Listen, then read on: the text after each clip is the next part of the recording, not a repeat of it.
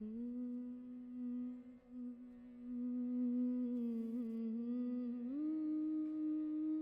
श्री कृष्ण। ओम नमो भगवते वासुदेवाय। श्रीमद् भागवत साप्ताहिक कथा के 6वें दिन के उपाख्यान में एकादश स्कंध का 11वां अध्याय। 11वें अध्याय में बद्ध, मुक्त और भक्त जनों के लक्षण। उद्धव जी ने भगवान श्री कृष्ण से पूछा, जब शरीर सात्विक गुणों से ही बना है, कर्म तद अनुसार कर्म भी होते रहते हैं, तो फिर गुणों से आत्मा कैसे असंग और बंधन मुक्त रह सकती है। इस पर भगवान श्री कृष्ण ने कहा, बद्धो मुक्त इति व्याख्या गुणतो मेना वस्तुतः गुणस्य माया मूलत्वान् मे मोहो न बंधनम्। हे उद्धव, आत्मा नित्य मुक्त है। गुणों के कारण ही बद्ध और मुक्त मालूम पड़ता है।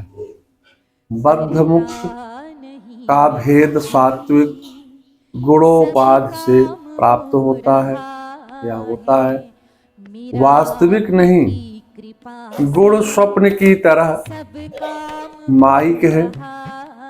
आत्मा में ना बंधन है ना मुक्ति है। शरीरधारियों को मुक्ति का अनुभव कराने वाली आत्मविद्या और बंधन का अनुभव कराने वाली यह विद्या में ये दोनों मेरी अनादि शक्तियां हैं। मेरी माया से ही इनकी रचना हुई है। इनका कोई वास्तविक अस्तित्व नहीं है। मोक्ष बंधन करी आद्य माया में विनिर्मिते। शोक मोह सुख दुख एवं देह की प्राप्ति, यह सब माया से ही है। ठीक वैसे ही जैसे स्वप्न की प्रतियां सुप्ति में रजत के समान आत्विक अन्यथा रूप है, वस्तुतः संसार की सत्ता वास्तविक नहीं है। यह एक प्रकार की दीर्घकालीन स्वप्न है। विद्या और अविद्या भी दोनों मेरे ही शरीर है। अविद्या युक्त जीव और विद्या युक्त नित्य मुक्त ईश्वर है। देहस्थो अपि न देहस्थो विद्वानं स्वप्नाद यथोत्थितः। आदेहस्थो अपि देहस्था कुमति स्वप्नदृके यथा। जैसे कोई स्वप्न में अपने को मरा हुआ देखता है, जागने पर वह अपने को स्वस्थ प्रसन्न अनुभव करता है और स्वप्न का मरना असत्य समझता है। वैसे ही ज्ञानी व्यवहार देह से करता हुआ भी देह से अलग अपने को आत्म स्वरूप में समझता रहता है। इसके विपरीत अज्ञानी अपने देह को देह वाला समझने के कारण दुखी रहता है। अथ बद्धस्य मुक्तस्य वैलक्षणं वदामि ते। विरुद्धं धर्मरिष्टोतात स्थिर्योरि कर्मणि। जीव ईश्वर बद्ध मुक्त के भेद से भिन्न भिन्न होने पर भी एक ही शरीर के नियंता और नियंत्रित के रूप में स्थित है। स्वयं अपना और ईश्वर का ज्ञान रखने वाला जीव को सुख दुख आदि कर्मों का फल भोगता हुआ दुखी रहता है, परंतु ईश्वर उन्हें ना भोग करके कर्म फल, सुख दुख आदि से असंग और उसका समय साक्षी मात्र रहता है। अभोक्ता होने पर भी ईश्वर की यह विलक्षणता है कि वह ज्ञान, ऐश्वर्य, आनंद और सामर्थ्य आदि में भोक्ता जीव से बढ़कर है। साथ ही एक यह भी विलक्षणता है कि अभोक्ता ईश्वर तो अपना वास्तविक स्वरूप और इसके अतिरिक्त जगत को भी जानता है, परंतु भोक्ता जीव अपने वास्तविक स्वरूप को नहीं जानता है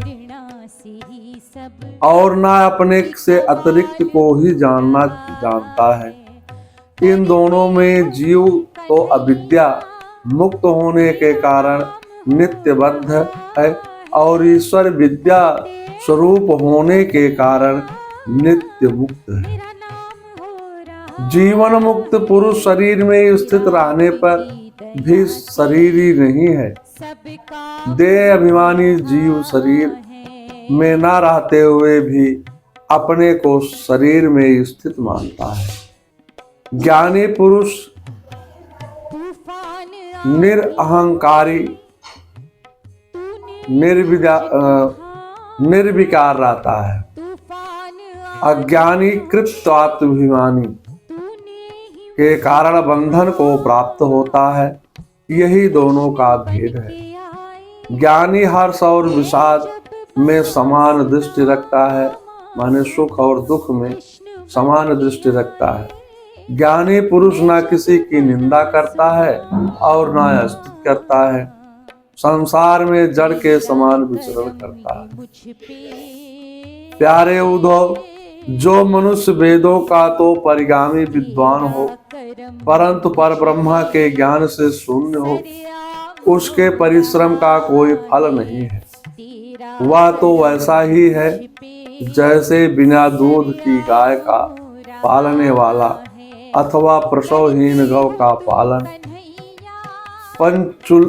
पंचुसली पत्नी का पुंछली स्त्री का संरक्षण, पराधीन जीवन, दुष्ट पुत्र का पोषण, तीर्थ यात्रा आदि सत्कार्यों में न लगाया गया धन तथा मेरे नाम कीर्तन रहित वाणी, इन सब का रक्षण करने वाले पुरुष को कभी जीवन में सुख नहीं मिलता है, बल्कि दिन पर दिन दुख ही मिलता है। लीलाय अवतारो क्षिप्त जन्मं वासात वंद्यागिरिम तम विभ्रान धीरः। इसलिए हे उद्धव, जिस वाणी में जगत की उत्पत्ति, स्थित और प्रलय रूप मेरी लोक पावन लीला का वर्णन न हो, जिसमें मेरे अवतार चरित्रों का यशोगान न हो, ऐसी निष्फल जीवा धारण योग्य नहीं है। वह वाणी बंध्या है। बुद्धिमान पुरुष को चाहिए कि ऐसी वाणी का उच्चारण एवं श्रवण न करे। विवेकी पुरुष देह अभिमान छोड़कर मुझ परमात्मा में अपना निर्मल मन लगा दे तथा संसार के व्यवहारों से उपाराम संसार के व्यवहारों से उपराम हो सके। उपारमेतम विरजम मानो मम्यर्यम संवर्गे। यदि इसमें असमर्थ हो तो सारे कर्म निरपेक्ष हो करके मेरे लिए ही करो। सत्संग में जाकर के मेरी कथाओं का श्रवण करो। ऐसा करने से शीघ्र ही भक्त का प्रादुर्भाव हो जाता है और जब उसका अंतःकरण पवित्र हो जाता है तब वह संतों के उपदेश के अनुसार उनके द्वारा बताए हुए मेरे परम पद को, वास्तविक स्वरूप को सहज ही प्राप्त कर जाता है। इसके अतिरिक्त मेरे जन्म कर्मों का प्रसव प्राप्त हो जाती है। मेरे जन्म कर्मों का उत्सव प्राप्त हो जाता है, जिसके द्वारा यह जीव शीघ्र ही मुझे प्राप्त कर लेता है। उद्धव ने कहा, हे भगवान, अभी आपने बताया कि सत्संग से भी भक्ति प्राप्त होती है। बड़े बड़े संत आपकी कीर्त का गान करते हैं। कृपया आप बतलाइए कि आपके विचार से संत पुरुष का लक्षण क्या है, आपके प्रति कैसी भक्ति करनी चाहिए, किसका संत लोग आदर करते हैं। भगवान ने कहा, जो देश रहित शांत स्वभाव कृपा मूर्त मुझ में भक्ति रखता है, वही उत्तम कोटि का साधु है। अहीनम मितभुकम शांतम स्थिरम अक्षरोड़पि मुनि। अब मेरी भक्ति के लक्षण श्रवण कीजिए। मेरी प्रतिमा और मेरे भक्तजनों का दर्शन, स्पर्श, पूजा, सेवा, शुश्रूषा, स्तुति, प्रणाम करें तथा मेरे गुण और कर्मों का कीर्तन करें। परिचर्यम यस्तुतम प्रागुण कर्मानुकीर्तनम। मेरी कथा सुने, मंदिर में उत्सव मनावे, नियम से एकादशी व्रत करें, वैदिक मंत्रों से हमारी मूर्ति की स्थापना करें, दंभ न करें, भगवत प्रसाद को ही पितरों का पूजन करें, अनिवेदित अन्न जल ग्रहण ना करें। प्यारे उद्धव, सत्संग एवं भक्ति से बढ़कर मेरी प्राप्ति का दूसरा साधन नहीं है। गोस्वामी बाबा जी लिखते हैं आगे श्री रामचरितमानस में, सब कर फल हरि भगते सुहाई, सो बिनु संतन काहू पाए। श्रीमद् भागवत साप्ताहिक कथा के एकादश स्कंद का एकादश अध्याय समाप्त होता है। अथ द्वादशो अध्याय। 12वें अध्याय में सत्संग की महिमा और कर्म तथा कर्म त्याग की विधि। न स्वास्थ्यस्तम पात्यागम नेष्टमूर्तम चा दक्षिणाम। भगवान श्री कृष्ण उद्धव जी से कहते हैं, हे प्रिय उद्धव, संसार में कितनी आसक्तियां हैं, उन्हें सत्संग नष्ट कर देता है। यही कारण है कि सत्संग जिस प्रकार मुझ बस में कर लेता है, वैसा साधन ना सांख्य, ना धर्म पालन और ना स्वाध्याय, तपस्या, त्याग, इष्टापूर्ति से भी मैं वैसा प्रसन्न नहीं होता। सत्संग के प्रभाव से वृत्तासुर, प्रहलाद, वृषपर्वा, बल, बाणासुर, विभीषण आदि बहुत से दैत्य भी मुझे प्राप्त हो गए। ब्रज की गोपियां, यज्ञ की पत्नियां और दूसरे लोग भी सत्संग के प्रभाव से मुझे प्राप्त हो गए हैं। उन दोनों ने ना तो वेदों का स्वाध्याय किया और ना विधि पूर्वक महापुरुषों की सेवा की थी और ना व्रत तपस्या ही की, बस केवल सत्संग के प्रभाव से ही वह मुझे प्राप्त कर सके। रामेण सार्धम मथुराम प्रेणम स्वाफल्किनाम अपनुरक्षिता वेगाढ़ भावेन नामे वियोगतिम वज्रधावन्यम धृतसो सुखाय।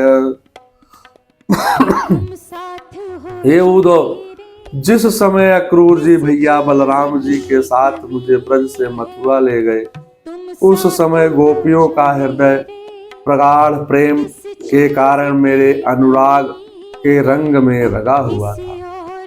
मेरे वियोग की तीव्र व्याधि से वह व्याकुल हो रही थी। मेरे अतिरिक्त कोई भी दूसरी वस्तु में सुख कारक नहीं जान पड़ती थी।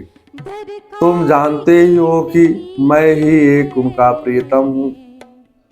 जब मैं वृंदावन में था, तब उन्होंने बहुत सी रात्रियां, वह रास की रात्रियां उनके लिए एक एक कल्प के समान हो गई। वह इतनी तन्मय हो गई कि उन्हें इस लोक और परलोक का भी कोई ज्ञान ना रहा। उन साधनहीन सैकड़ों हजारों अबलाओं ने केवल संग के प्रभाव से मुझ परम ब्रह्म परमात्मा को प्राप्त कर लिया।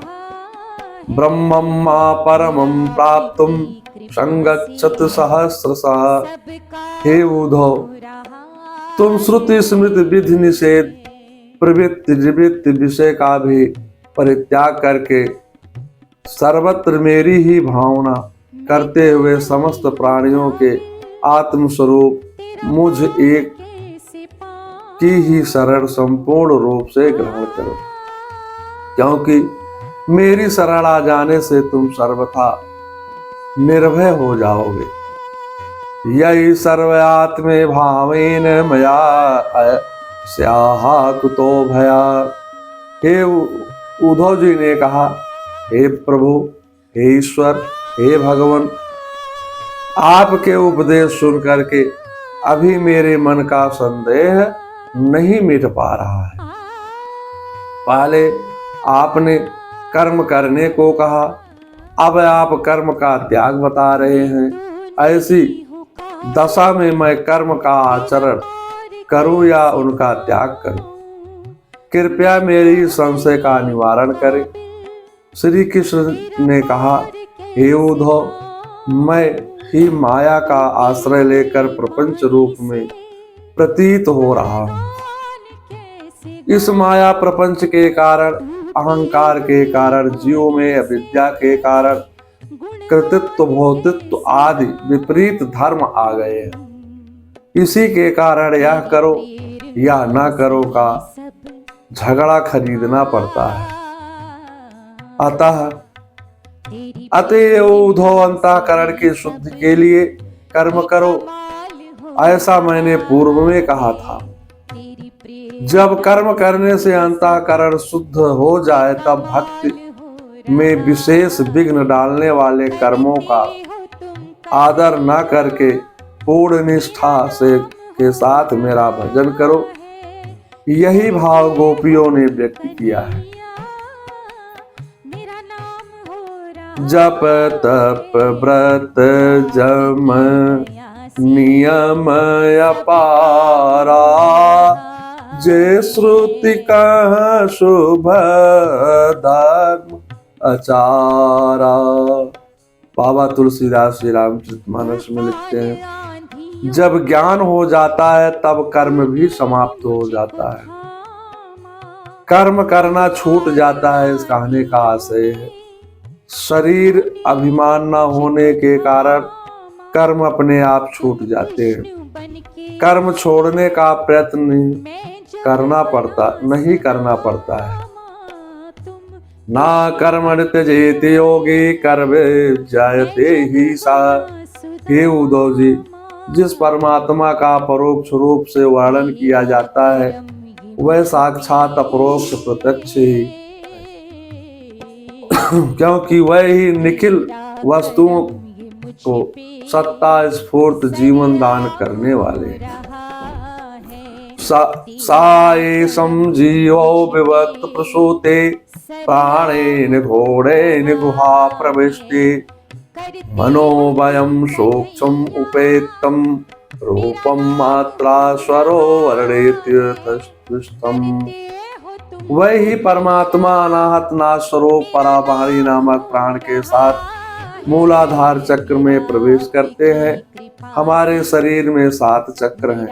मूलाधार गुदा में है, मूत्रेंद्री के पास स्वाधिष्ठान, मणिपुर नाभि में, नाहत हृदय में, विशुद्ध कंठ में, अज्ञान चक्र भव चक्र में ईश्वर प्रकट होता है। ब्रह्मरंध्र सबके ऊपर भुवोमत ब्रह्मरंध्रे क्रमाचक्राणि चिंतित।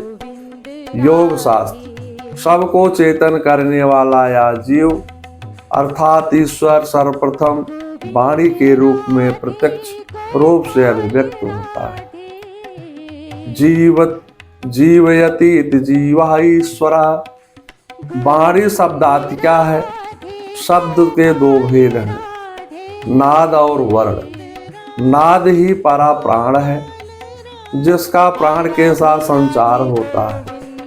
प्राण ही ईश्वर का रूप है। नादवत प्राण परावाणी के साथ भगवान आधार चक्र में प्रविष्ट होते हैं। मूलाधार में परा नाम से नाभि में, पश्चंती नाम से हृदय में, मध्यमा रूप से कहलाता है।